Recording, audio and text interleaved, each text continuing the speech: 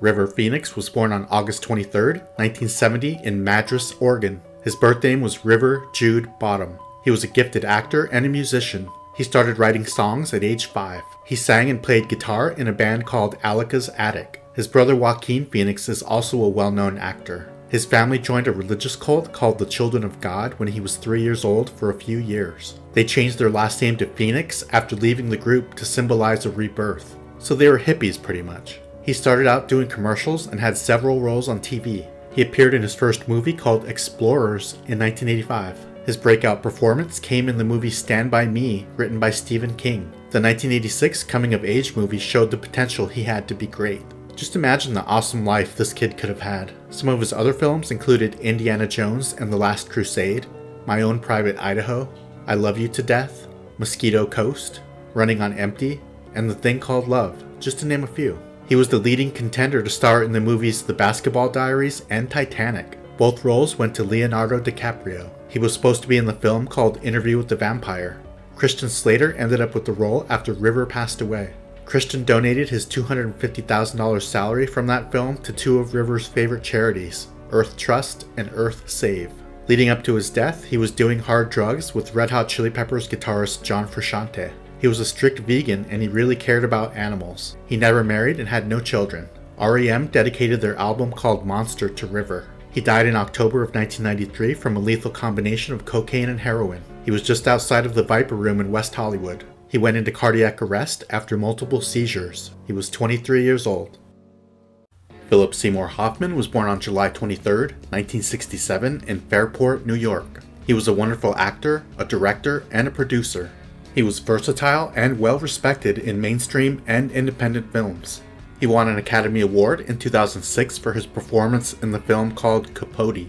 He also won a Golden Globe and a Screen Actors Guild Award, among countless others. He fell in love with acting after a neck injury forced him to quit playing sports.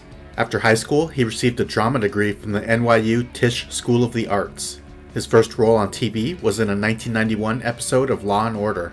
His first notable movie role was in The Scent of a Woman in 1992. He added his grandpa's name of Seymour to his name to avoid confusion with another actor.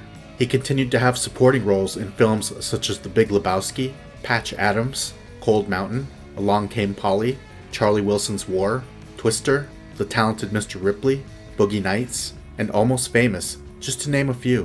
What was your favorite film he was in? He continued to have great success in movies and on stage. His struggles with drugs and alcohol were well documented. He entered rehab in 1989 and stayed sober for many years. He relapsed in 2012. He never married and had 3 children. He died in 2014 from acute mixed drug intoxication. He had heroin, cocaine, a tranquilizer, and amphetamine in his system. He had a syringe in his arm and 70 bags of heroin when he was found. He was 46 years old. Anna Nicole Smith was born on November 28, 1967 in Houston, Texas. Her birth name was Vicki Lynn Hogan. Her family was very poor. She dropped out of high school in the 10th grade. While working at a fried chicken restaurant, she married the cook named Billy at 17. She then gave birth to their son named Daniel. While working as a stripper, she met 89-year-old billionaire named J. Howard Marshall. She said she married him for love. I say not only was she a gold digger, but she was the biggest gold digger in the history of gold diggers.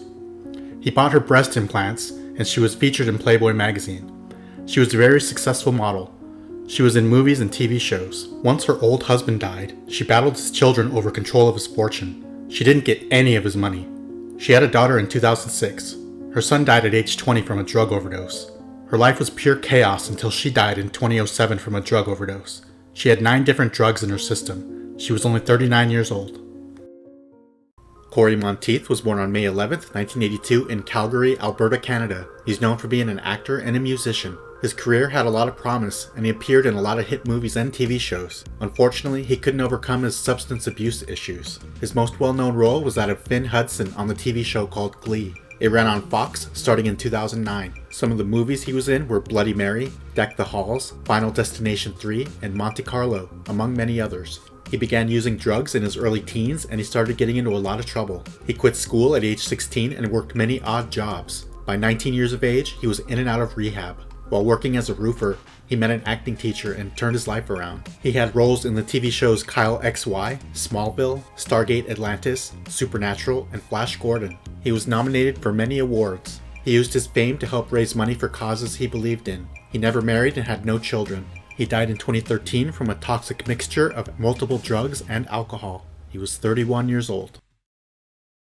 Skye McCole Bartusiak was born on September 28, 1992 in Houston, Texas. She was an actress and a child model. She appeared in plays, TV shows, and movies. Despite dying at a relatively young age, she had a lot of acting credits. She was very versatile and showed a lot of potential. She got her start in the 1999 TV miniseries called Storm of the Century, which was written by Stephen King. That same year, she was in the film called Cider House Rules. Next up was her breakout role in The Patriot, which was released in the year 2000. She played Mel Gibson's youngest daughter who refused to speak after seeing her mother killed. She portrayed a young Marilyn Monroe in the TV series called Blonde. Some other TV shows she was in were 24, Lost, The George Lopez Show, Law & Order SVU, and House, just to name a few. In 2005, she was in a play called The Miracle Worker. She stayed busy with a few more movies, including Don't Say a Word in 2001 with Michael Douglas. She had a history of epileptic seizures, and her mother thought that might have something to do with her death. She never married and had no children. She died in 2014 from an accidental lethal combination of painkillers and muscle relaxers. Paramedics worked for 45 minutes to save her life. She was 21 years old. Lisa Robin Kelly was born on March 5, 1970 in Southington, Connecticut. She was an actress. She graduated from DePaul University with a Bachelor of Fine Arts degree in 1992. She started appearing in many TV shows such as Married with Children, Days of Our Lives, Silk Stockings, The X-Files, Murphy Brown, and Charmed. She acted in a few movies over the years, but nothing major. Her big break came in 1998 when she joined the cast of That 70s Show. She played the role of Lori Foreman. She started using drugs and abusing alcohol, and she eventually quit the show in season 3. They used the excuse in the show that she went off to beauty school. She said after having a miscarriage, her drinking got worse. She returned in season 5, but only made it into 4 episodes before she was replaced by a different actress. She was arrested for driving while intoxicated in 2010 and 2013. At one point, she was homeless and living out of her car. In 2012, she was arrested twice, once for assaulting her boyfriend and another for spousal abuse. She was sober for a while until she had a back injury and started abusing pain pills. She was married once and had no children. She died in 2013 while in rehab from multiple drug intoxication. She voluntarily checked herself in and she was hopeful for the future. She was 43 years old.